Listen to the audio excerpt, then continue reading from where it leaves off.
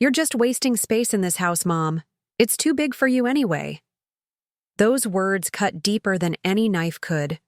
After 32 years of raising my daughter, Sarah Thompson, in this very home, the home I built with my late husband, those were the words she chose. Not thank you for the countless sacrifices. Not I appreciate you for the sleepless nights. Just cold calculation about square footage and property values. I'd love to know which corner of the globe you're watching from. And if this story speaks to you, make sure to subscribe. Tomorrow's video is one you absolutely can't miss. What Sarah didn't realize was that those 8 words would change everything between us. She thought she was making a practical suggestion. I heard something else entirely. The death knell of respect. My name is Eleanor Barnes. I'm 67 years old. And this is the story of how I taught my adult daughter the most expensive lesson of her life. The morning it all began was deceptively ordinary. September sunlight streamed through my kitchen windows, warming the pale yellow walls my Frank had painted 3 decades earlier. I stood at the counter, kneading dough for cinnamon rolls, Sarah's favorite since childhood. She was coming over, with her husband Mike, supposedly to discuss holiday plans, though it was only September. Something about her tone on the phone had seemed off. I'd lived in this colonial-style house in Mapleton, Connecticut for nearly 40 years. Frank and I bought it when it was little more than a dilapidated skeleton with good bones. We'd spent weekends tearing out rotted floorboards, replacing ancient wiring, and arguing good-naturedly about paint colors. When he passed 5 years ago from a sudden heart attack, many expected me to downsize immediately. But this house wasn't just walls and a roof. It was the physical manifestation of our love story. The doorbell rang at precisely 10 a.m. Sarah had always been punctual, a trait she inherited from her father. "Mom," she said, kissing my cheek perfunctorily before stepping inside. Mike followed, offering a warm hug that lingered just long enough to feel genuine. Sarah had my height and her father's thoughtful brown eyes, though lately they seemed to hold calculations rather than warmth. At 38, she'd established herself as a successful real estate agent in the neighboring town of Westfield. Mike worked in finance, and together they presented the picture of upper-middle-class success. The tasteful luxury car in my driveway, her subtle designer handbag, his expertly tailored casual wear. "Something smells amazing," Mike said, following me into the kitchen. "Cinnamon rolls," I replied. "They'll be ready in about 20 minutes. Sarah sat at the kitchen island, not offering to help. Another change from the daughter who once couldn't wait to assist with baking. She glanced around the kitchen with an appraising eye. "You still haven't replaced those old countertops," she noted. "I like them," I replied simply. "Your father installed them." She exchanged a glance with Mike that I pretended not to notice. We made small talk while the rolls baked, about their son Jason's soccer team, about the mild fall weather, about anything except whatever was clearly on their minds. When we finally settled in the living room with steaming cinnamon rolls and coffee, Sarah placed her plate down and straightened her shoulders. "Mom, we wanted to talk to you about something important," she began. Mike looked uncomfortable but nodded in solidarity with his wife. "We've been thinking about your situation," Sarah continued. "This house is over 3,200 square feet. It's just too big for one person. The property taxes alone must be eating up your retirement savings." "My situation is perfectly fine," I replied, keeping my voice even. "And my finances are well managed." Sarah pressed on as if I hadn't spoken. "The housing market in Mapleton is hotter than ever right now. If you sold this place, you could easily clear $850,000, maybe even push $1 million with the right staging and marketing. I'm not interested in selling. Mom, be reasonable. You're rattling around in this giant house by yourself. The stairs will become a hazard as you get older. The maintenance is constant. Remember last winter when the pipes froze and you couldn't reach me? That was a low blow. I'd called her exactly once during a particularly nasty ice storm when a house pipe had burst in the basement. She hadn't answered because she was at a spa weekend with friends. My neighbor's son Tyler had come over instead and helped me shut off the water until a plumber could arrive. I managed just fine, I said, and I've since learned how to shut off the main water valve myself. Sarah sighed dramatically. That's not the point. You shouldn't have to deal with these issues at your age. At my age? I repeated. I'm 67, not 97. I still teach piano to 8 students a week, volunteer at the library, and tend my garden. Just last month I retiled the guest bathroom myself. Which is exactly what we're worried about, Sarah interjected. You shouldn't be climbing around on bathroom floors laying tile. What if you'd fallen? Mike, seeming to sense the rising tension, finally spoke up. What Sarah means is that we care about your well-being, Eleanor. We just want what's best for you. But Sarah wasn't one to let others soften her message. Actually, Mom, we found the perfect solution. There's a lovely condo community just 10 minutes from our house. Sunshine Gardens. It's for active seniors. A retirement community? I put down my coffee cup with more force than intended. I'm not interested. It's not like that, Sarah insisted. These are luxury condos. They have a pool, social events, walking paths. Everything is one level, and all maintenance is included in the HOA fees. And conveniently, I'd be closer for you to check on, I added, unable to keep the edge from my voice. Well, yes, Sarah admitted. That would be nice. For both of us. I studied my daughter, trying to see the little girl who once made me Mother's Day cards with glitter that got everywhere. Instead, I saw a woman looking at me with a mixture of impatience and calculation. Sarah, I appreciate your concern, but I'm not selling this house. It's my home. She exchanged another look with Mike before continuing. Mom, I've run the numbers. Your pension from teaching and Dad's life insurance won't last forever, especially with the upkeep on this place. My finances are not your concern, I said firmly. Your father and I planned carefully for retirement. But things change. Healthcare costs rise. What if you need assisted living someday? That money could be better invested now. What Sarah didn't know, because she'd never bothered to ask, was that Frank had been an exceptionally prudent man. Besides his life insurance, he'd left me a diverse investment portfolio that had performed remarkably well over the past 5 years. I also had a small inheritance from my mother. While I wasn't wealthy by Westfield standards, I was more than comfortable. Mike cleared his throat. Maybe this isn't the right time for this conversation, he suggested. But Sarah had always been tenacious when she wanted something. There's something else, she said. Jason will be applying to colleges in a few years. We're trying to plan ahead. And there it was, the real reason behind this sudden concern for my living situation. You want me to sell my home to help pay. For Jason's college? I asked incredulously. Not exactly, Sarah hedged. But if you're going to eventually downsize anyway, doesn't it make sense to do it when the money could really make a difference for your grandson? I looked at Sarah. Really. Looked at her. And for the first time I saw a stranger. Not the baby I'd cradled through colic. Not the teenager whose heartbreaks I'd soothed. Not even the bride I'd helped dress on her wedding day. This woman saw me as a financial resource to be optimized. I think you should leave, I said quietly. Mom, don't be dramatic. We're just having a discussion about what makes sense.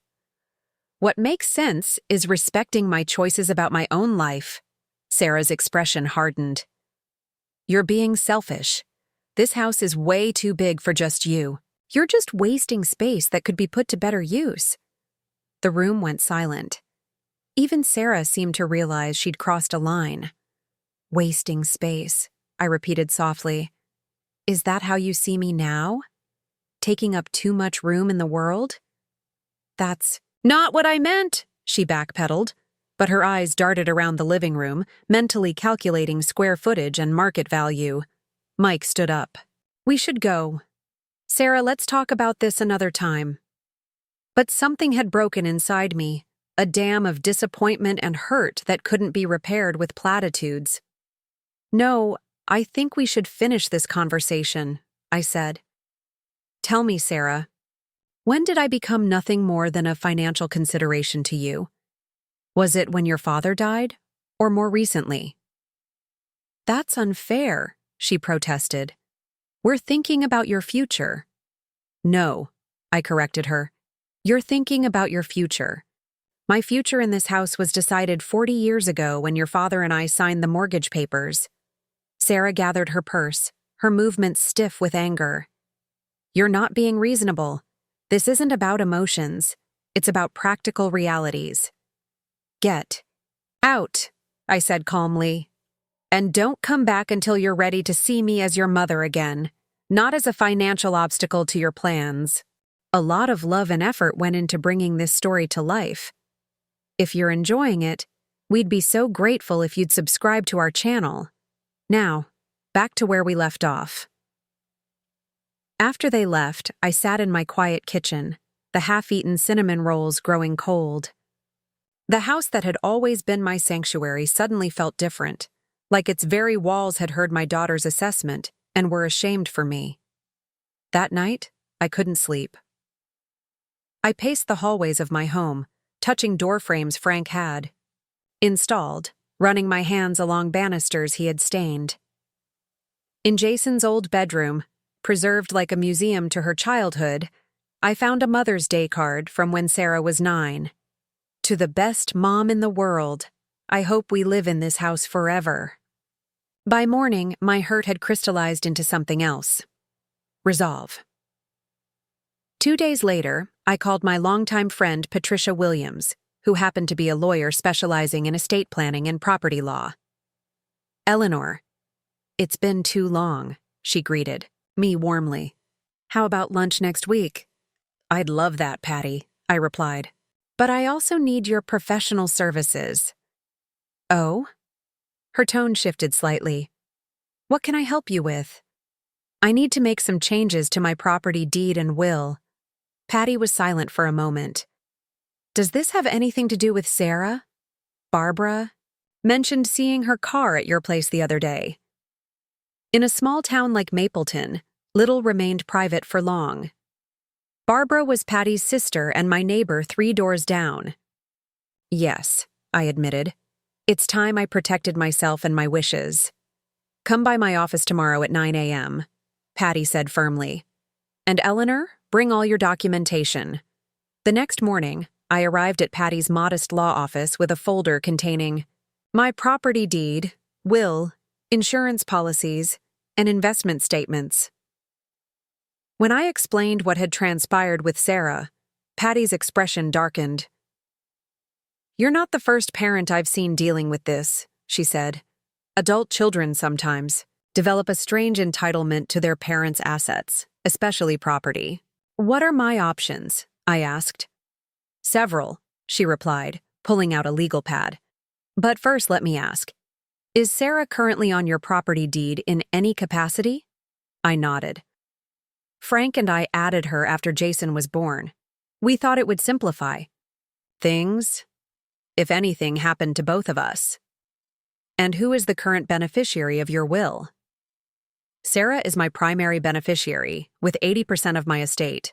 The remaining 20% is divided between my niece Emma and the Mapleton Library Foundation. Patty made some notes. And are you certain you want to change this arrangement? I took a deep breath. Yes.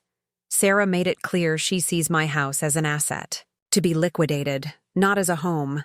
I need to ensure my wishes are respected. For the next 2 hours, Patty outlined various approaches. I could create a trust for the house with specific conditions. I could remove Sarah from the deed entirely.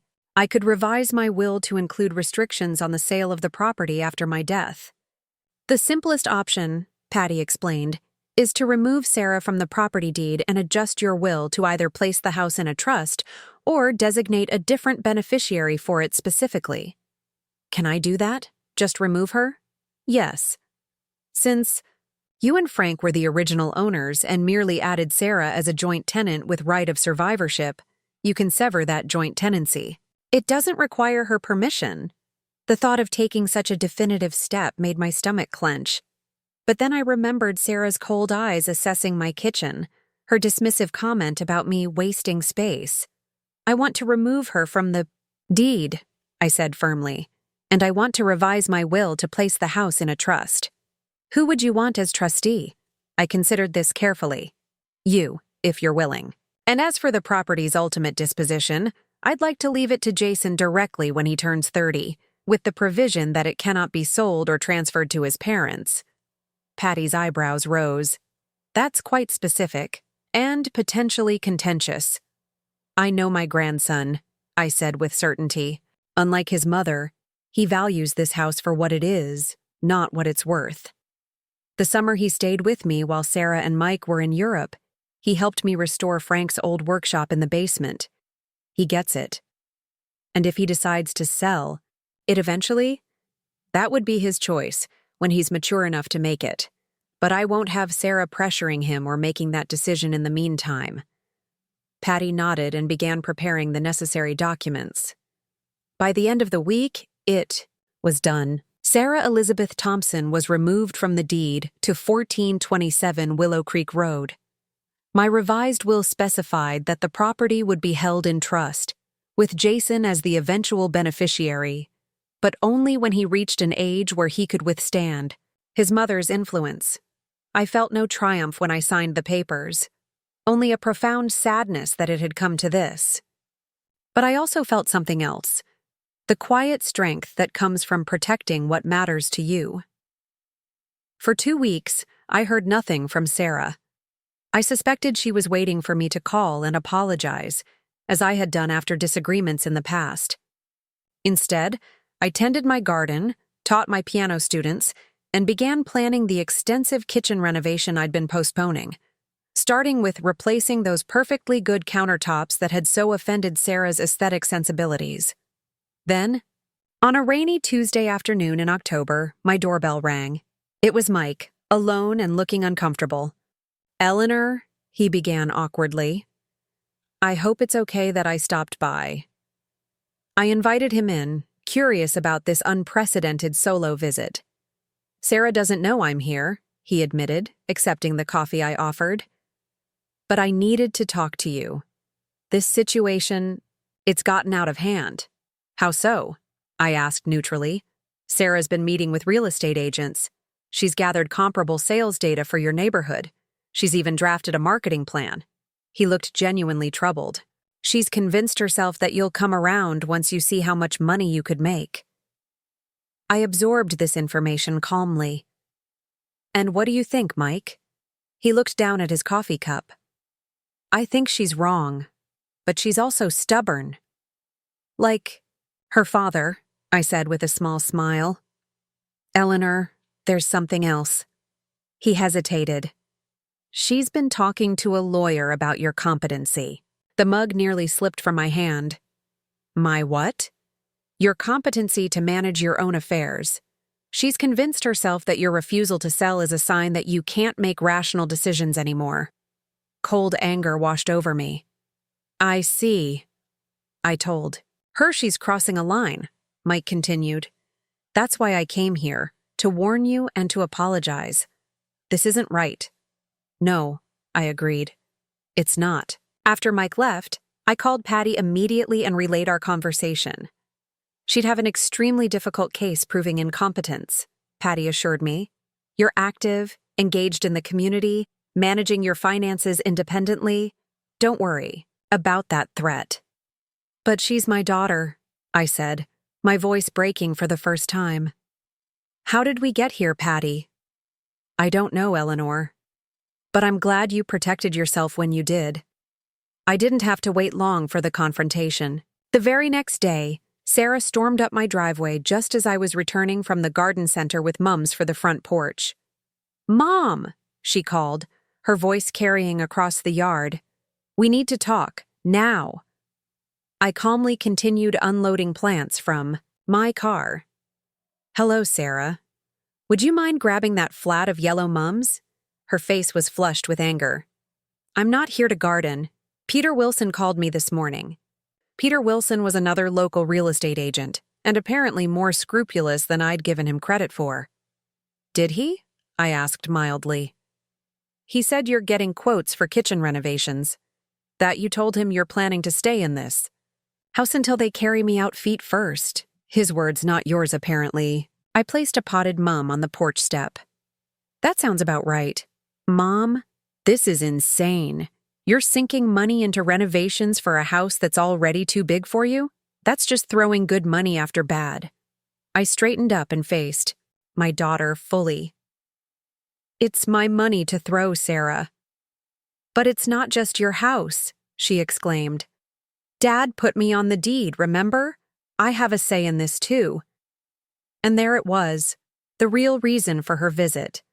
Not concerned for my welfare. Not even the kitchen renovations.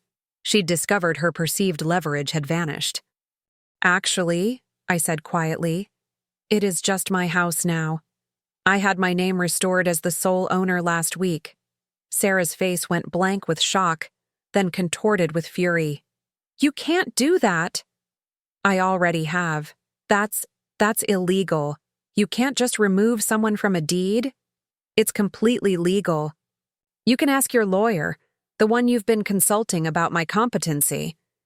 Her mouth opened and closed soundlessly. Mike had clearly gone home and confessed his visit to me. "This isn't over," she finally managed. "You had no right." "I had every right," I interrupted, my voice still calm but firm. "Just as I had every right to revise my will to ensure this house goes to someone who values it as more than a financial asset to be liquidated. You changed your will too?" Her voice rose incredulously. "Sarah," I said, suddenly very tired, "you told me I was just wasting space in my own home. Did you really think there wouldn't be consequences to that?" "I didn't mean it like that," she protested, but her eyes couldn't meet mine. "Yes, you did. You meant exactly that. In your eyes, I'm taking up space that could be converted to cash. Cash you feel entitled to for your own purposes. That's not fair." "What's not fair is treating your mother like a financial obstacle rather than a person." I picked up another potted mum. "Now, if you'll excuse me, I have gardening to do." For a moment, I thought she might continue arguing. Instead, she turned and walked stiffly back to her car, gravel crunching under her expensive shoes. As I watched her drive away, I felt no satisfaction, only a profound sense of having failed somewhere along the way in raising a daughter who could value money over memories, square footage over sentimentality. That evening, I sat on my back porch with a glass of Frank's favorite bourbon, something I did on occasions when I particularly missed him. The autumn air was crisp, carrying the faint scent of wood smoke from a neighbor's chimney. "Well, Frank," I said aloud to the empty chair beside me, "I don't think this is how either of us thought things would turn out with our little girl." My phone buzzed with a text from Mike. "She's pretty upset. Give her time." I didn't respond. Time was the one thing I had plenty of. Time to live in my home, tend my garden, teach my students, and wait for my daughter to remember that some things are worth more than their market value. And if she never did? Well, then Jason would eventually inherit a house filled with love and memories, maintained by a grandmother who refused to let anyone tell her she was wasting space. 3 days after our confrontation on the front lawn, I received a formal-looking letter from a law firm in Westfield, Hamilton, Prentice & Associates. The envelope felt heavy in my hands, ominous in its crisp professionalism. Inside was a notice of intent to contest the property deed modification, citing undue influence and diminished capacity. My hands trembled slightly as I read the cold legalese. Sarah hadn't wasted any time. I immediately scanned and emailed the document to Patty, who called me within the hour. "This is mostly posturing," she assured me. "But we should take it seriously. Are you free tomorrow morning? I'd like you to come in and we can discuss our response." That night, I couldn't sleep. I wandered through the house in my robe, touching familiar objects like talismans. The grandfather clock Frank had inherited from his father, the piano where I'd taught Sarah her first halting scales, the kitchen table where we'd celebrated countless birthdays. Every corner held memories that couldn't be translated into dollar amounts on a real estate listing. In my bedroom, I opened my jewelry box and removed a small key hidden in a secret compartment.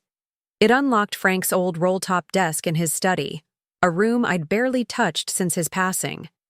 Inside the bottom drawer was a leather journal I'd never read, respecting his privacy even after death. But tonight felt different, as if the foundations of everything we'd built together were under attack. The journal was filled with Frank's precise handwriting, entries spanning decades. I flipped to the year Sarah was born, April 17, 1986. She's here. Our Sarah Elizabeth. 7 lbs, 2 ahs of pure miracle. Eleanor was magnificent through 19 hours of labor. When they placed Sarah in my arms, I understood for the first time what it means to be willing to die for someone you've just met. We brought her home to Willow Creek today. This house is no longer just a structure. It's become the vessel that will hold our family's story. Tears blurred my vision. I turned to a much later entry. June 30th, 2014. Sarah and Mike closed on their new house in Westfield today. It's a beautiful place, much fancier than our old colonial, but something about it feels impermanent, like a showroom rather than a home. Sarah kept pointing out resale value features during our tour. I didn't have the heart to tell her that. A house becomes a home when you stop thinking about selling it. Eleanor understands. She squeezed my hand when Sarah was explaining how they'd upgrade in 5 years. Some lessons can't be taught, only lived. Frank had seen it too. This fundamental difference in how our daughter viewed property, homes, rootedness. I read until dawn, finding comfort in Frank's voice on the page, his observations about our family both insightful and sometimes painfully prescient. The next morning, I arrived at Patty's office clutching both the legal notice and Frank's journal. "You look exhausted," Patty said, concern evident in her voice. "I've been reading Frank's journals," I replied. He saw this coming in his way. Patty's assistant brought us coffee while we discussed strategy. The claim of diminished capacity is particularly offensive, Patty noted, but also the easiest to disprove. I suggest we arrange for a cognitive assessment with Dr. Levine. He's respected, thorough, and not easily intimidated. And the undue influence claim? That's trickier, since it's more subjective. They're essentially arguing someone pressured you into removing Sarah from the deed. Do you have any idea who they think that might be? I shook my head. There's no one. This was entirely my decision. They might try to imply I influenced you, as your attorney and friend, Patty mused. But that won't hold water either. We've documented everything properly, and you've clearly articulated your reasons. After discussing further details, Patty leaned back in her chair. Eleanor, are you absolutely certain you want to fight this? It might get ugly. It's already ugly, I replied. My own daughter is questioning my mental competence because I won't sell my home to fund her lifestyle. She might back down if you offered a compromise, Patty suggested gently, perhaps adjusting your will to ensure she receives other assets of equivalent value. I considered this. What did you have in mind? Your investment portfolio is substantial. You could specify that Sarah receives a larger percentage of those assets, while the house goes to Jason as planned. It was a reasonable suggestion, one that would likely resolve the legal threat, but something in me resisted. This wasn't just about assets and their distribution anymore. Let me think about it, I told Patty. But in the meantime, let's proceed as if we're fighting this all the way. On my drive home, my phone rang through the car's Bluetooth. It was Jason, my grandson, calling from college. Grandma? His voice filled the car. Are you okay? Mom and Dad are fighting about you and nobody will tell me what's going on. My heart sank. I'd hoped to shield him from this mess. I'm fine, sweetheart, I assured him. Your mom and I are having a disagreement about the house, that's all. What about the house? His concern was evident. I sighed, deciding he deserved the truth. Your mom thinks I should sell it and move into a senior living facility closer to you all. I disagree. That's ridiculous, Jason exclaimed. You love that house. And you're not old enough for one of those places. His instant support warmed me. Thank you for saying that. Unfortunately, it's become more complicated. There are now lawyers involved. Lawyers? Mom hired a lawyer against you? His voice rose incredulously. I'm afraid so. But don't worry, I have Patty Williams representing me. Is there anything I can do? He asked. Just keep focusing on your studies. This will all work itself out. After we hung up, I realized I'd just lied to my grandson. I had no idea how this would work itself out, or what irreparable damage might be done to our family in the process. When I arrived home, there was a sleek black Audi in my driveway that I didn't recognize. A man in an expensive suit stood on my porch, checking his watch impatiently. Mrs. Barnes? He called as I parked. Martin Hamilton, I'm representing your daughter in this matter. My stomach tightened. I believe the proper protocol would be to contact my attorney, Mr. Hamilton, not to show up unannounced at my home. He had the grace to look slightly embarrassed. I apologize for the unconventional approach, but Sarah thought a face-to-face conversation might be more productive. May I come in? Just for a few minutes? Against my better judgment, I agreed, but left him waiting in the living room while I called Patty. Don't discuss anything substantive, she warned. Tell him all communication should go through me. And Eleanor, record the conversation if you can. I returned to the living room and sat across from Hamilton, placing my phone on the coffee table between us, voice recorder app running. Mr. Hamilton, I've contacted my attorney, and she advises that all communication should go through her. But you've come all this way, so you have 5 minutes. He smiled smoothly. Mrs. Barnes, I understand there's been a misunderstanding between you and Sarah. Family disputes are always emotional, but I believe we can resolve this amicably.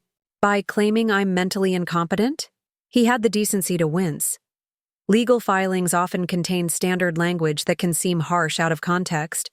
What matters is finding a solution that works for everyone. And what solution would that be?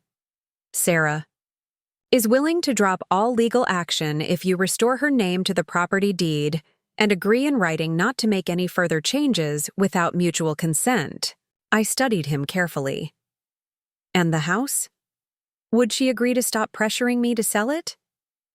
Hamilton shifted uncomfortably. Sarah believes that selling the property is ultimately in everyone's best interest, but she's willing to table that discussion. For now, I repeated. Until what? Until I'm too tired to fight? Until I actually do become mentally incapacitated? Mrs. Barnes, with all due respect.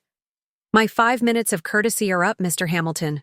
Please leave. All further communication should go through Patricia Williams at Williams Legal Services. After showing him out, I sat at my kitchen table, trembling slightly from the confrontation. The audacity of sending a lawyer to my home struck me as both desperate and cruel, a power play designed to intimidate me into submission. That evening, Mike called. Eleanor, I just learned about the lawyer visit. I had no idea Sarah had done that. Are you and Sarah having problems, Mike? I asked directly. Long pause followed. We've been better, he finally admitted. This situation with you in the house has brought up some differences in values. I'm sorry to hear that, I said sincerely. I've told Sarah I won't support pursuing the competency angle, he continued. It's wrong, and we both know it. Thank you for that. But Eleanor, he added hesitantly, I do think you and Sarah need to find a way to talk to each other. Really talk, not just stake out positions. I considered his words. I'm open to that, but not with lawyers present, and not with ultimatums on the table. The next morning, I received a text from Sarah that stunned me. "We need to talk. Coffee at Willow Cafe tomorrow? Just us." I agreed, with cautious optimism.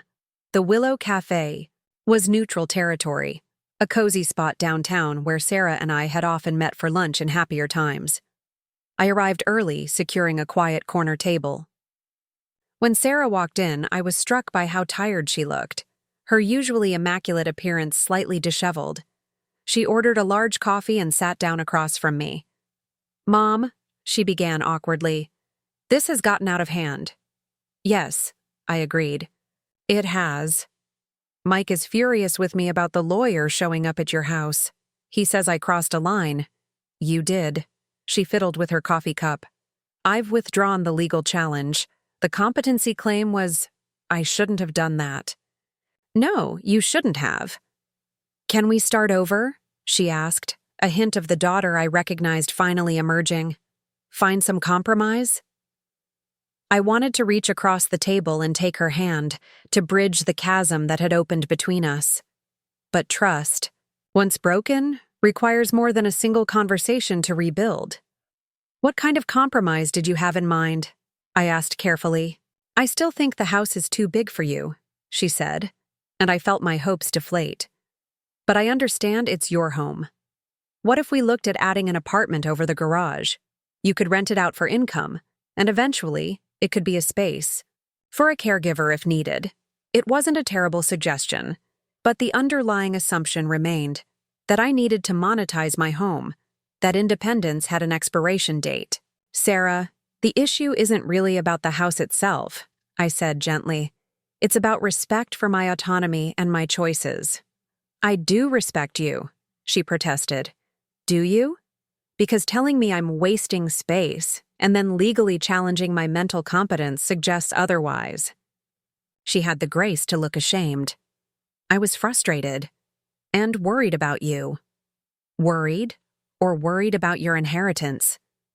The words came out sharper than intended. Her face hardened. "That's unfair." "Is it? You've made multiple comments about Jason's college fund in relation to my house. The timing seems relevant." "Fine," she conceded. "Yes, I've been thinking about finances. College costs are insane, and we're trying to plan. But that doesn't mean I don't care about you." A young waitress approached with refills, giving us both a moment to collect our thoughts. "Sarah," I began when we were alone again, "I want to understand why this has become so important to you now. Your father and I offered to help with a college fund for Jason years ago. You declined, saying you and Mike had it covered." She looked down. "Things have changed." "What things?" After a long pause, she spoke so softly I had to lean in to hear. "Mike's company is restructuring. His position is being eliminated." This new information shifted something in my perception. "I'm so sorry. Why didn't you tell me?" "Because we're handling it," she insisted. "He has interviews lined up, but if he's between jobs for a while or has to take a pay cut." She trailed off, and my house became the solution to this problem? "Not exactly," she hedged. "But it got me thinking about assets and planning and I don't know. It spiraled." For the first time, I glimpsed vulnerability beneath her polished exterior. Sarah had always prided herself on having the perfect life. Successful, career, beautiful home, financial security. This threat to that carefully constructed facade must have terrified her. "Sarah, if you needed help, why not just ask directly?" Instead of trying to manipulate me into selling my home, her eyes filled with tears. "Because we don't do that in our family, do we? Ask for help? Dad never took money from his parents. You worked 2 jobs rather than borrowing from yours. You both taught me to be self-sufficient." The observation struck me with unexpected force. Had Frank and I inadvertently created this dynamic?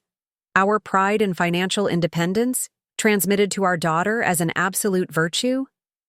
"There's a difference between self-sufficiency and isolation," I said carefully. "If you needed help, I would have offered it. Without strings, without judgment." "Would you?" she challenged me. Because every time I've suggested any change to your living situation, even before all this, you've shut it down completely. I considered her words, trying to see the situation through her eyes. Had I been as rigid as she claimed? Perhaps there was some truth there. I might have been defensive. I conceded. This house represents so much to me. Security, memories of your father, my independence. I know that, she said. But you have to understand my perspective too. I see my mother alone in a big house with steep stairs and high maintenance costs. I worry about you slipping in the shower or falling off a ladder cleaning gutters. Those are legitimate concerns, I acknowledged. But the solution isn't to push me out of my home. It's to find ways to address the specific issues. Something shifted between us then, a tiny opening in the wall of misunderstanding. Not reconciliation, not yet, but a glimpse of the possibility. So where do we go from here? Sarah asked. First, you need to promise, truly promise, that there will be no more legal maneuvers, no more surprise visits from attorneys, no more questioning my competence. I promise, she said immediately. Second, I'd like us to have an honest conversation about Jason's college fund and what kind of help you actually need. Not as a negotiation about my house, but as a family discussion. She nodded, relief evident in her expression. And third, I continued, I need time. Trust takes longer to rebuild than it does to break. That's fair? She whispered. We finished our coffee in a fragile truce. As we prepared to leave, Sarah asked hesitantly, the changes to your will? Are those permanent? I regarded her steadily. For now, yes. I need to know that you respect my choices, Sarah. Not just about the house, but about all aspects of my life. Even if I disagree with those choices? Especially then. The following week, I invited Sarah, Mike, and Jason for Sunday dinner. Jason, home from college for the weekend, arrived first, wrapping me in a bear hug. You okay, Grandma? He whispered. I've been worried. I'm fine, I assured him. And your mom and I are working things out. When Sarah and Mike arrived, the atmosphere was stilted at first, all of us navigating this new, tender terrain.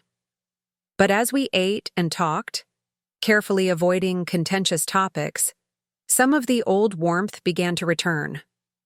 After dinner, Sarah helped me clear the dishes while Mike and Jason stepped outside to toss a football in the yard, a ritual they'd maintained since Jason was small. This is nice, Sarah said tentatively, loading the dishwasher. Being here like this. It is, I agreed. She glanced around the kitchen with none of her previous appraisal. I've been thinking about what you said about this house being more than just property to you. I get it now, or I'm trying to. Thank you, I said simply. And I'm sorry, she added, her voice catching. For everything. The lawyers, the competency claim. I don't know what I was thinking. You were scared, I offered. About Mike's job, about the future. Fear makes us do strange things sometimes. She nodded, tears threatening. Still, it was unforgivable. Not unforgivable, I corrected gently.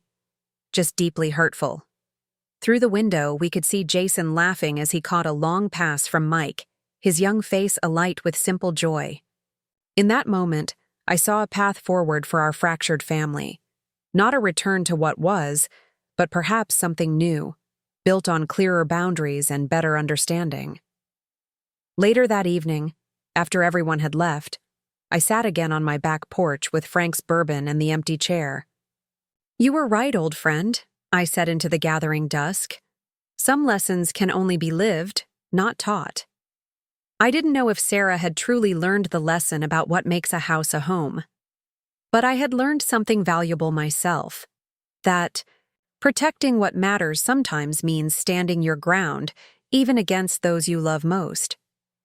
The kitchen renovation would begin next week. I'd selected countertops Frank would have hated, but that I absolutely loved. Something I'd never have done while he was alive. My house was evolving, as was I, not wasting space, but filling it in new ways. And on the deed? For now, my name stood alone. The future would unfold as it would, but on my terms, in my time, in the home that held my heart. 2 months after our coffee shop reconciliation, winter descended on Mapleton with particular ferocity.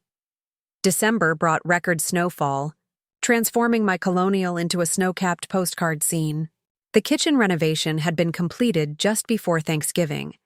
Modern quartz countertops in a bold burgundy that would have scandalized the previous owner, but delighted me every morning.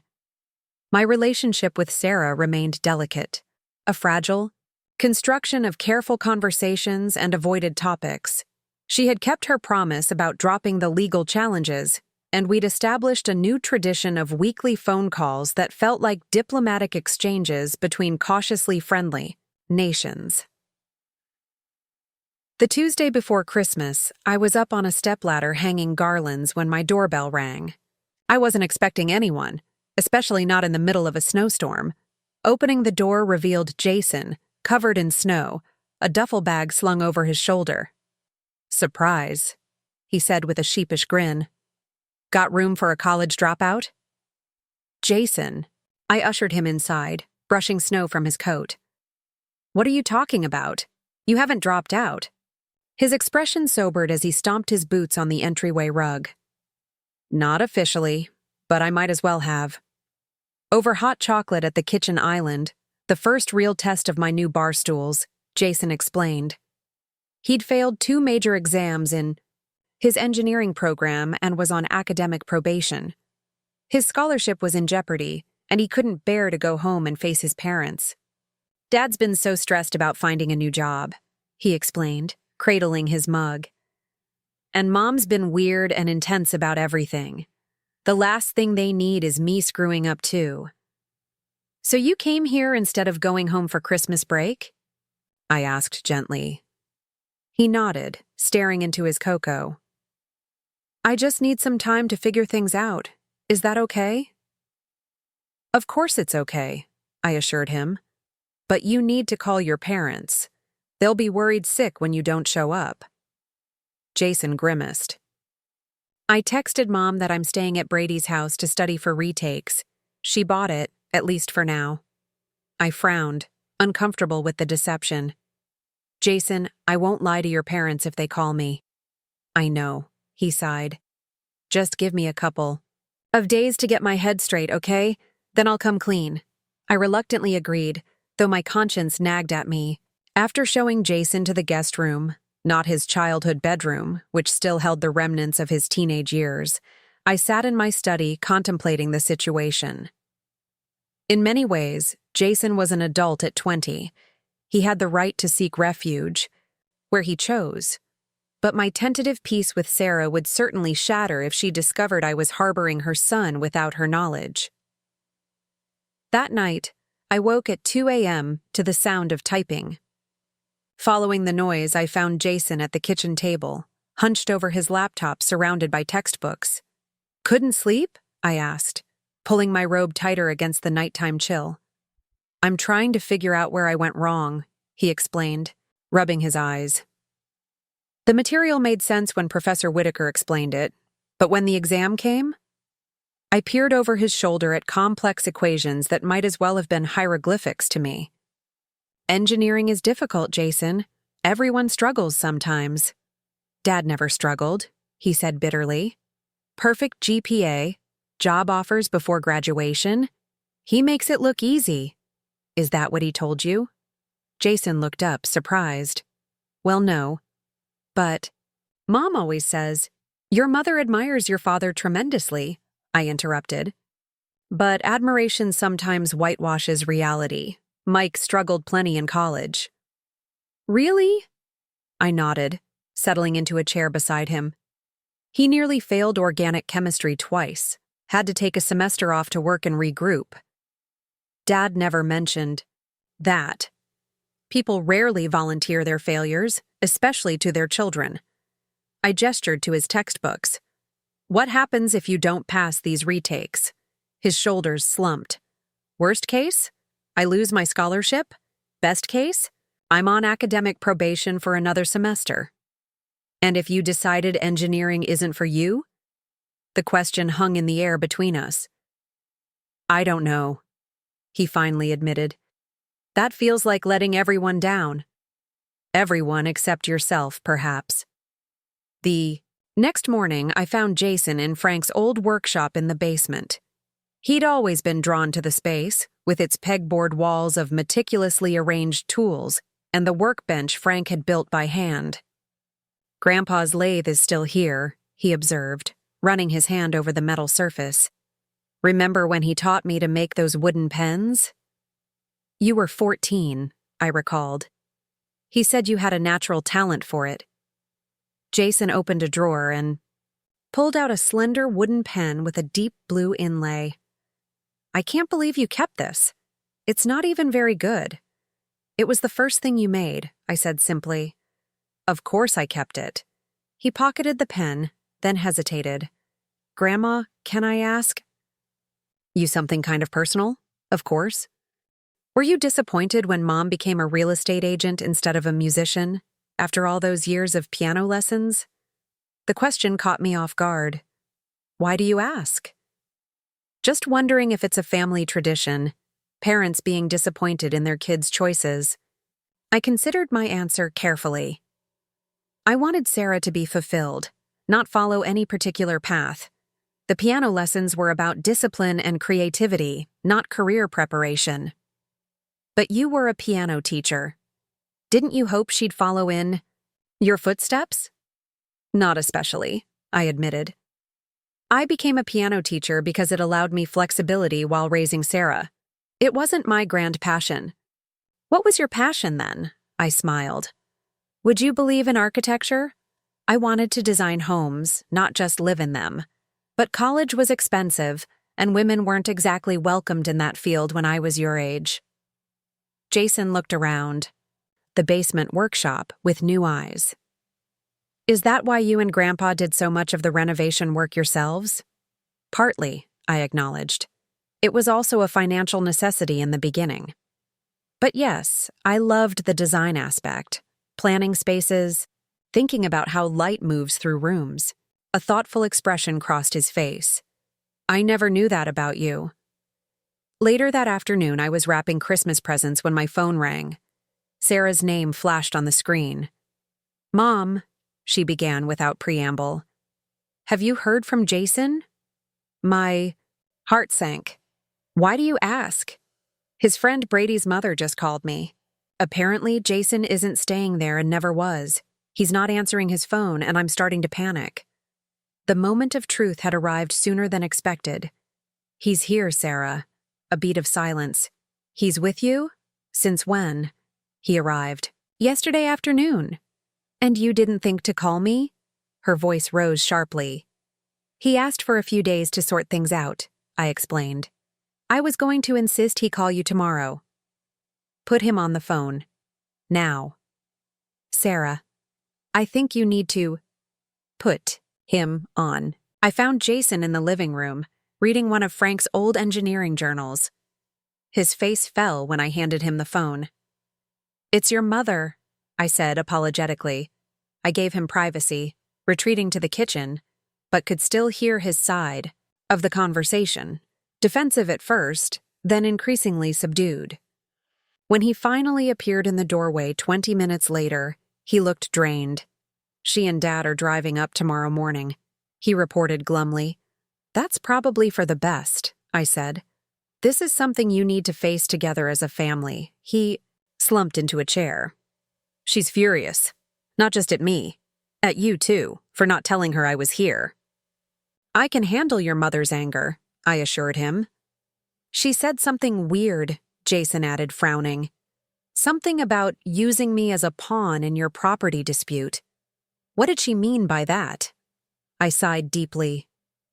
Your mother and I had a significant disagreement about this house. We've been working through it, but clearly there are still some raw feelings. Is that why you changed your will? Mom mentioned it once when she didn't know I was listening. It's complicated, Jason. Does it have something to do with me? Because Mom said, what happens to this house in the future isn't something you need to worry about right now, I interrupted gently. Let's focus on your immediate situation first. That evening, we cooked dinner together, a simple pasta dish that had been Jason's favorite since childhood. As we ate, he seemed to reach a decision. I'm going to tell them I want to change my major, he announced.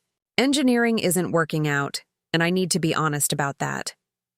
What would you prefer to study? Architecture, maybe. He gave me a shy smile. Or woodworking. That summer I spent helping Grandpa restore those antique cabinets was the happiest I've been in a long time. Pride and something like vindication warmed me. Jason had his grandfather's hands and apparently his heart for craftsmanship as well. Whatever you decide, I told him. Make sure it's what you want, not what you think others expect. The next morning, I woke early to prepare for Sarah and Mike's arrival. Fresh cinnamon rolls seemed an appropriate peace offering, though I harbored no illusions about how difficult the conversation might be. They arrived precisely at 10, just as the snow began falling again. Sarah's expression was thunderous as she swept into the entryway, though Mike offered me an apologetic smile as he stomped snow from his boots. Where is he? Sarah demanded without greeting. Good morning to you too, I replied mildly. Jason's upstairs getting ready. Would you like coffee while you wait? Mike accepted gratefully, but Sarah remained standing, her coat still on. I can't believe you kept this from me, after everything we've been through recently. I encouraged him to call you, I said, and I made it clear I wouldn't lie if you asked me directly. But you didn't volunteer the information either, she countered. Before I could respond, Jason appeared on the stairs. The tension in the room was palpable as Sarah turned to face her son. Get your things, she ordered. We're leaving. Sarah, Mike interceded. Let's all sit down and talk about this like adults. There's nothing to discuss. Our son lied to us and hid here instead of coming home. I needed space to think, Jason said quietly. You needed to be honest with us, Sarah retorted. We're your parents. I brought coffee to the living room, where Mike had managed to convince everyone to sit down. Jason has something important he wants to discuss with you, I prompted gently. Jason took a deep breath. I failed 2 of my exams. I'm on academic probation, and I might lose my scholarship. Sarah's anger gave way to concern. Why didn't you tell us you were struggling? Because you and Dad have been stressed enough with the job situation. And because... He hesitated, glancing at me. Because I want to change my major, and I didn't know how to tell you. Mike leaned forward. Change to what? Architecture. Or maybe furniture design. I'm not sure yet, but I know engineering isn't right for me. I expected immediate opposition from Sarah, but she surprised me by reaching for Jason's hand. Is this what you really want? He nodded. Then we'll figure it out, she said simply. Mike smiled. I always thought you had a knack for design. Remember that treehouse you drew up when you were 12? It was better than anything in those DIY books. The tension in the room began to dissolve as they discussed possibilities, different programs, transferring credits, financial implications. I excused myself to bring out the cinnamon rolls, giving the family some privacy. In the kitchen, I was arranging the rolls on a serving plate when Sarah appeared in the doorway. Need help? She asked tentatively. Sure, I said, gesturing to the coffee pot. We could use refills. She busied herself with the coffee. I owe you an apology, she said after a moment, for what I said on the phone yesterday about you using Jason as a pawn. Yes, you do, I agreed, not letting her off easily. It was unfair and untrue, she acknowledged. I was scared about Jason, and I lashed out. I nodded, accepting her apology without diminishing its necessity. He's always felt comfortable coming to you, she continued, a hint of old jealousy creeping into her voice. Even when he was little. That's not unusual with grandparents, I pointed out. We get to be the safe harbor without the daily responsibility of discipline and life lessons. Still, she pressed, he talks to you about things he never mentions. To me. Like this interest in architecture and design. Did you know about that before today?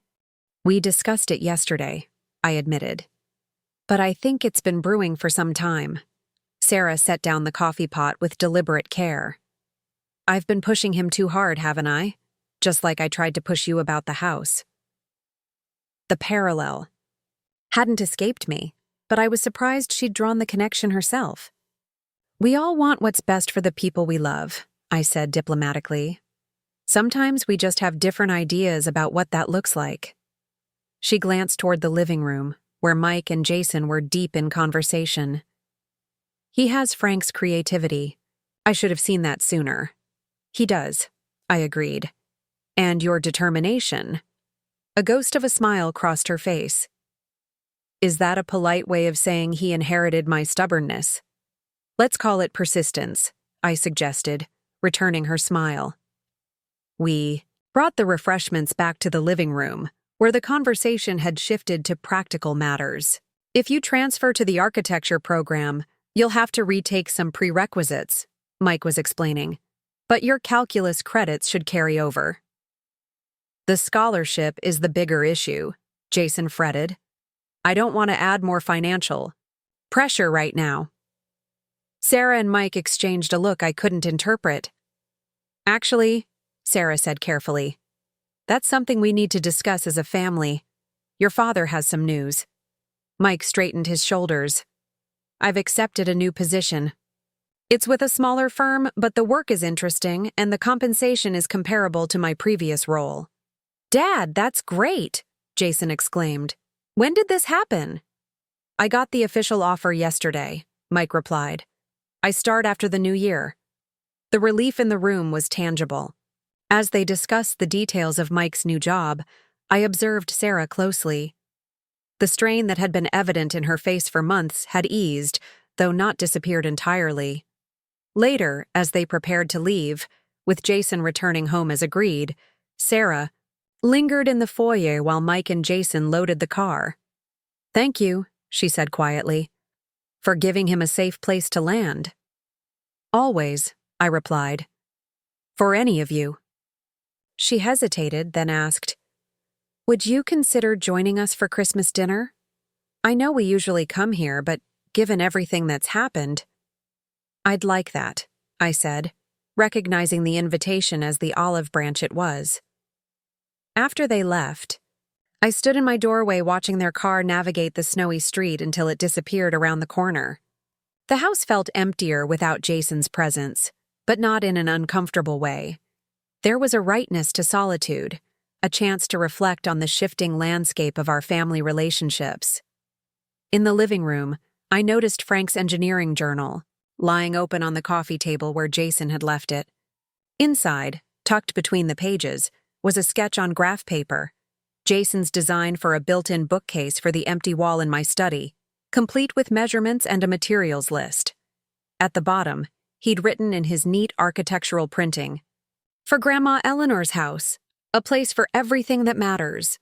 I traced my finger over the drawing, noting the clever storage solutions and the aesthetic balance of the design. He'd inherited more than Frank's hands. He had his eye for beauty and functionality as well. That evening, I called Patty to update her on the developments. So all's well that ends well? She asked after I'd recounted the day's events. Not entirely, I replied honestly. But we're moving in a better direction. And the house? The will? Are you reconsidering those changes? I thought about Jason's blueprint, about the care he'd taken to design something specifically for this space. Not yet, I said. Some lessons need time to fully take root. You're a wise woman, Eleanor Barnes, Patty said with approval. Not wise, I corrected her. Just experienced enough to know that property is more than deeds and dollars. It's about legacy and lessons and love. sometimes tough love. After we hung up, I spread Jason's design on my dining room table and began making a list of materials I'd need. The project would be my gift to him, not just the materials, but the opportunity to build something permanent in the house he might someday inherit. Not because it was valuable real estate, but because it mattered, because it was home, and because nobody, not even my daughter, would ever again make me feel like I was just wasting space in the life and home I'd built. Spring arrived in Mapleton with particular enthusiasm that year, as if nature itself was celebrating the gradual thawing of relationships in the Barnes family. The Christmas dinner at Sarah and Mike's had been tentative but pleasant, followed by a cautious but steadier communication in the month since. By April, the garden beds I'd neglected the previous fall were demanding attention. As I knelt in the soft earth planting tulip bulbs one Saturday morning, a familiar car pulled into my driveway. Jason emerged, dressed in work clothes, a portfolio tucked under his arm. "Reinforcements have arrived," he called, crossing the lawn toward me. "Though I might need breakfast before manual labor." I rose, brushing soil from my gardening gloves. "I thought you had studio projects all weekend." "I do," he confirmed, holding up the portfolio. "But this is one of them." Over blueberry pancakes at the kitchen island, now his preferred spot when visiting, Jason spread out detailed renderings of the bookcase he'd designed for my study. "Professor Harmon approved it as my midterm project," he explained, pointing out modifications to his original sketch. "These dovetail joints are hand-cut, not machine-made. More labor-intensive but structurally superior and aesthetically authentic to the period of the house." The pride in his voice was unmistakable. After transferring to the architecture program in January, he'd thrown himself into his studies with renewed passion. His grades had recovered, and though he'd lost his engineering, scholarship, a smaller departmental grant, had helped offset some costs. "It's beautiful, Jason," I said sincerely. "But won't building this take longer than a weekend?" He grinned. "That's why I'm starting today. I've already milled the oak at the university workshop. The pieces are in my car. Your mother knows you're here." A shadow crossed his face. "I told her. She said to tell you hello." The greeting felt perfunctory, relayed rather than genuine. Despite our Christmas reconciliation, Sarah had maintained a certain distance in the months since. Our conversations remained cordial, but rarely ventured beyond surface pleasantries. Jason and I spent the day in Frank's workshop. I watched him transform rough-cut oak boards into precisely measured components, his hands confident with tools that had intimidated me even after decades of marriage to a craftsman. By late afternoon, the skeleton of the bookcase had taken shape. "Grandpa would be impressed," I observed as Jason stepped back to evaluate his progress. "I wish he could see it," Jason said quietly. "Sometimes when I'm working, I can almost hear him giving instructions." "He'd tell you to check your measurements twice before every cut," I smiled. "And to respect the grain of the wood," Jason added. "He always said, 'The wood will tell you how it wants to be shaped.'" We finished in unison. As dusk approached, Jason reluctantly began cleaning up. "I should head back to campus. I've got another project due Monday." "You could stay the night," I offered. "Your old room is always ready." He hesitated.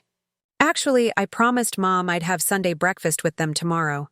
Dad's been traveling all week for the new job." I nodded, understanding the complicated loyalty he was navigating.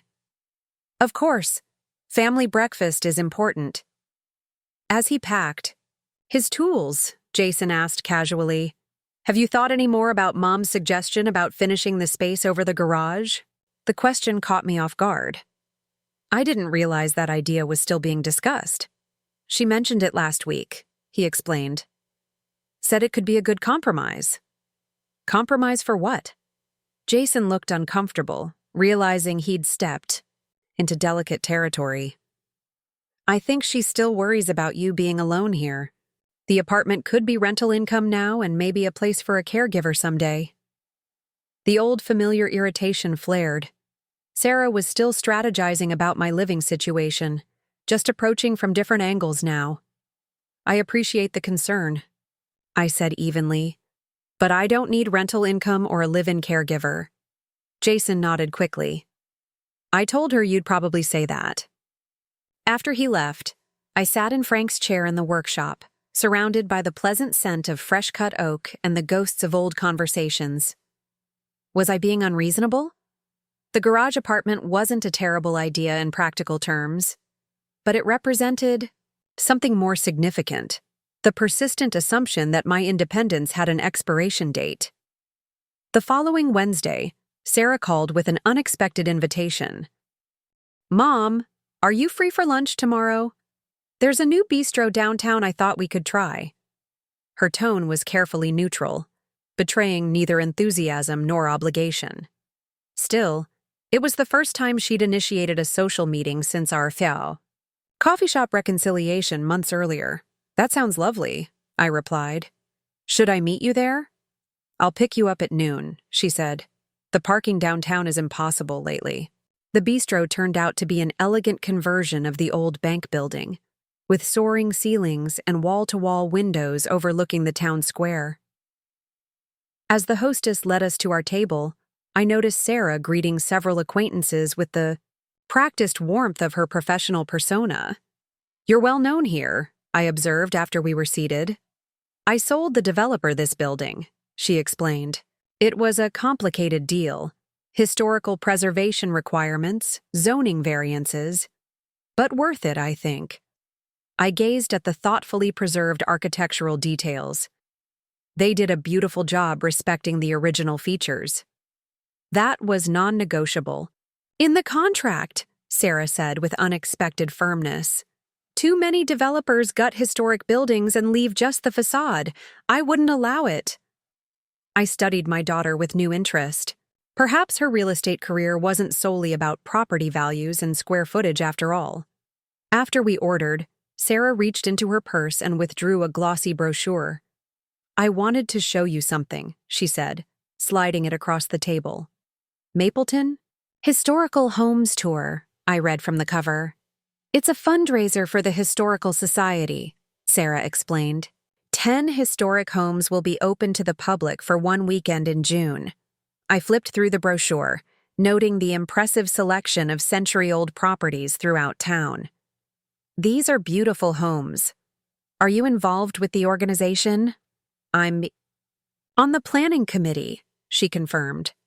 And I was hoping you might consider including your house on the tour.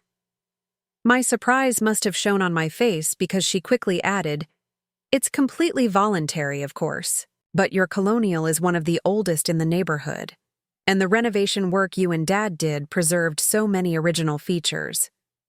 You want strangers walking through my house? It would just be for one day, from 10 to 4. We provide volunteers, as docents and homeowners can rope off private areas. She hesitated. I thought you might enjoy sharing the craftsmanship and history with people who would appreciate it. The suggestion was unexpected, especially coming from Sarah. Just months ago, she'd been pressuring me to sell the very house she now wanted to showcase. This is quite a change of perspective for you, I observed carefully. She had the grace to look slightly embarrassed. I've been doing some thinking since Christmas, about our disagreement over the house, about Jason's career change. She fiddled with her water glass. Maybe I've been focusing too much on market value and not enough on other kinds of value. It was the closest she'd come to acknowledging the fundamental difference in our perspectives that had triggered our conflict. What brought about this revelation? I asked. Partly Jason, she admitted, seeing how passionate he is about design and craftsmanship. It reminded me of Dad. And partly, she hesitated, partly seeing your new kitchen. My kitchen? I repeated, puzzled. It's so clearly yours now, she explained. Not just a preservation of what Dad built, but your own vision. It made me realize the house isn't just a museum to the past. It's still evolving, still alive. Our Conversation was interrupted by the arrival of our meals, giving me time to process this unexpected shift in Sarah's attitude. "I'll think about the house tour," I promised as we began to eat. "It's a significant invasion of privacy, but for a good cause." "No pressure," Sarah assured me. "But if you're interested, I thought Jason might help create materials about the architectural features for his portfolio." The meal progressed pleasantly, our conversation touching on safer topics: Mike's new job, Jason's studies, the unusually warm spring. As we were finishing dessert, Sarah cleared her throat nervously. "There's something else I wanted to discuss," she began. "About the changes you made to your will and property deed." I tensed immediately. "Sarah." "Please, just hear me out," she interrupted. "I'm not asking you to reverse those changes.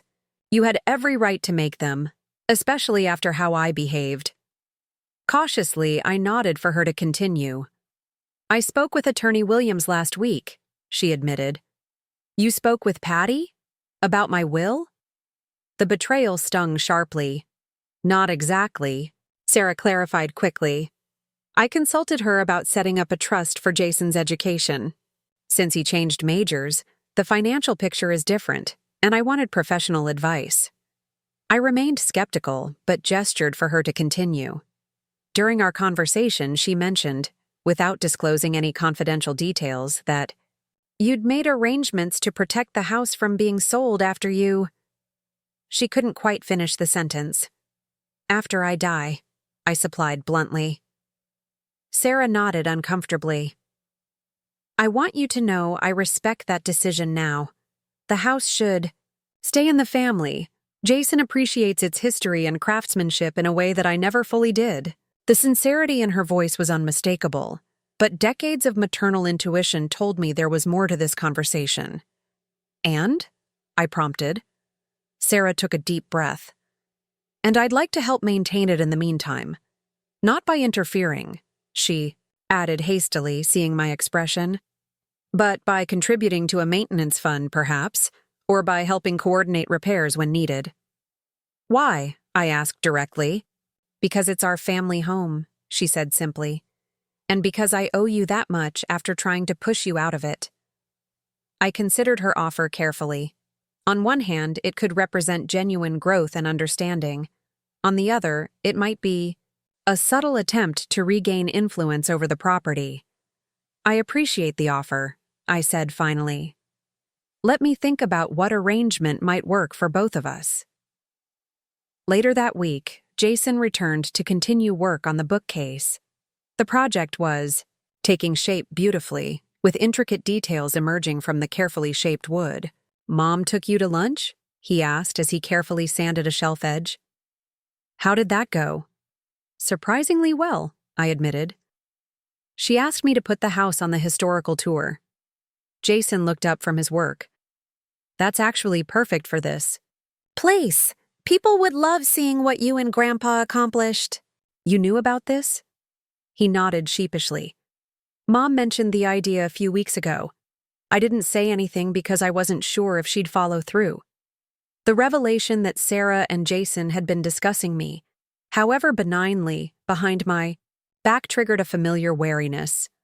"What else have you two been planning for me?" I asked, more sharply than intended.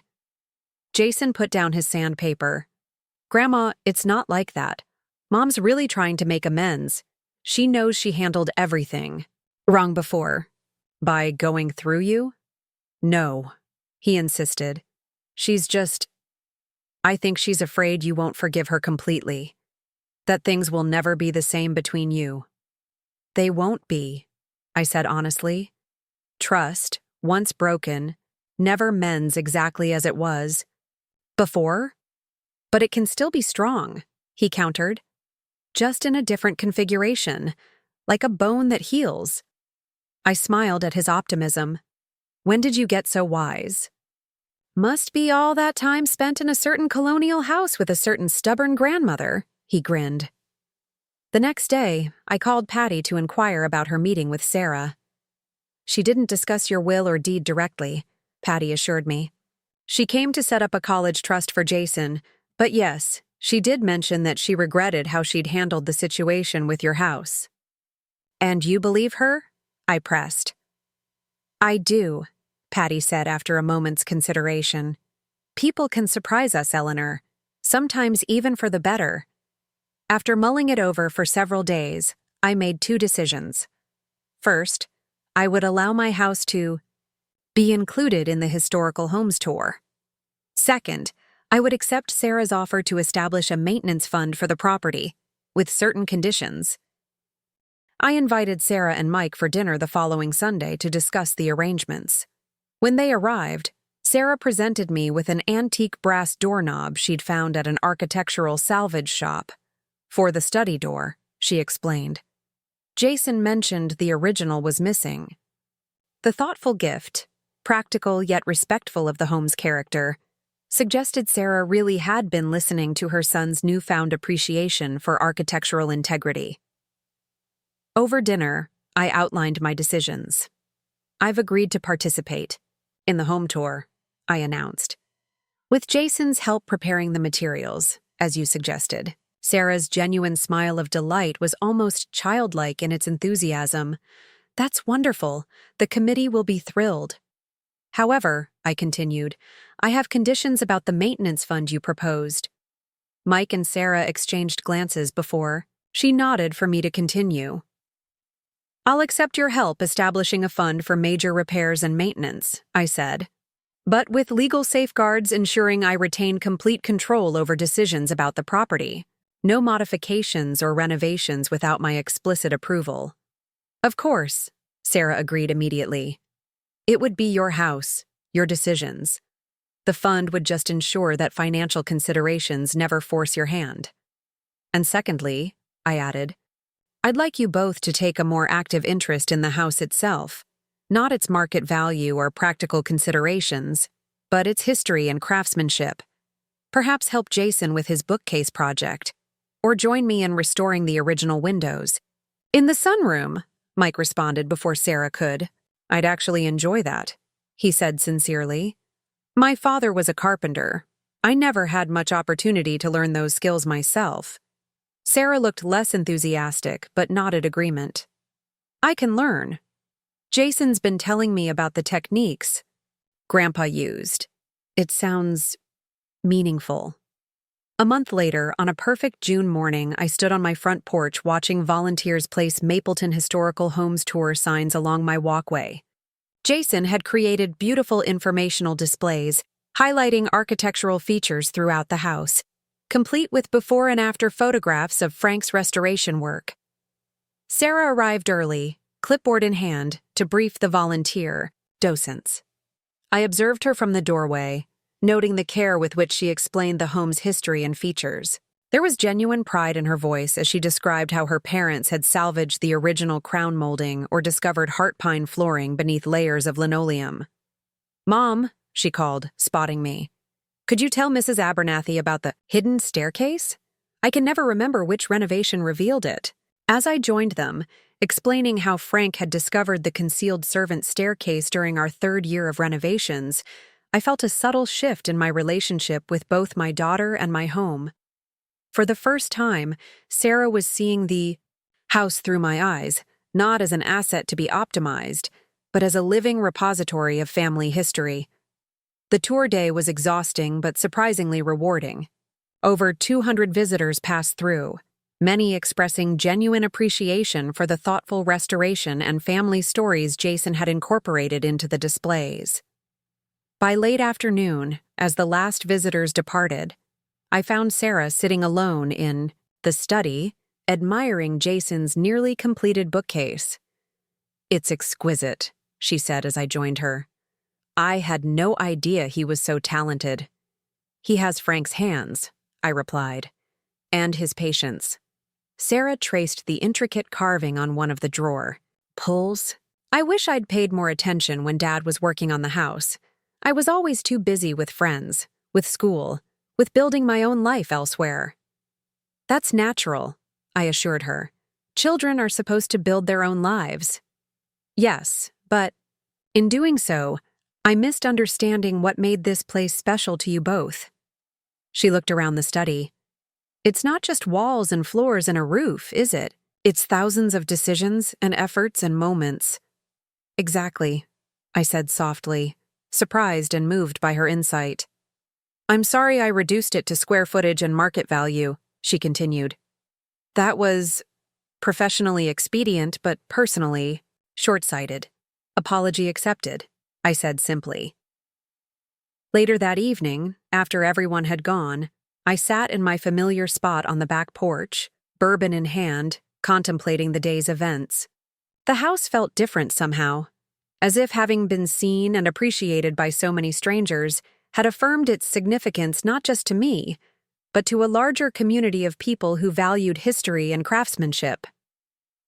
My phone buzzed with a text from Sarah. Thank you for today, for everything. Love you, Mom. Simple words, but they represented a bridge being carefully rebuilt between us. In the months that followed, our new arrangement settled into a workable pattern. Sarah and Mike joined us for dinner every other Sunday. Afterward, Mike would often help Jason with whatever project was underway, while Sarah and I tackled smaller restoration tasks, repairing window glazing or stripping decades of paint from original hardware. The maintenance fund was established with Patty's help, structured exactly as I'd specified. My name remained the only one on the property deed, but I'd begun discussions with Patty about eventually modifying my will. Not to restore Sarah's claim to the house itself, Jason would still inherit the property, but to acknowledge her evolving respect for its significance. One autumn evening, as we worked together cataloging the antique doorknobs Sarah had been collecting to replace missing originals throughout the house, she asked unexpectedly, "Do you think you'll ever forgive me?" "Completely, Mom? For trying to push you out?" I considered the question carefully. "I already have forgiven you, Sarah. But forgiveness doesn't mean forgetting the lesson." Which was? That I'm not just taking up space in this world, I said firmly. I'm filling it, with purpose, with creativity, with life. Just as this house isn't wasting space in the neighborhood, it's preserving history and craftsmanship that would otherwise be lost. She nodded thoughtfully, turning a brass doorknob in her hands. I'm glad you stood your ground, even against me. So am I admitted. It wasn't easy. The best lessons rarely are, she observed, unconsciously echoing words Frank had written in his journal years before. As she left that evening, Sarah paused in the doorway. Jason mentioned you're thinking of converting the attic into an architecture studio for him to use when he visits? I am, I confirmed, bracing slightly for objection. Instead, she smiled. I think that's perfect. Dad would have loved it. I watched her walk to her car, no longer seeing a threat to my independence, but a daughter who was, however imperfectly, learning to value what truly mattered about home and family. The house stood solid around me, neither a fortress to be defended nor an asset to be liquidated, but a living testament to a simple truth. No one who creates, preserves, and cherishes is ever just wasting space. Looking for more? We've got 2 amazing stories ready for you right on screen. If this one touched you, these are absolutely worth your time. Click to watch them now. And hey, subscribe and hit that bell to never miss our latest uploads.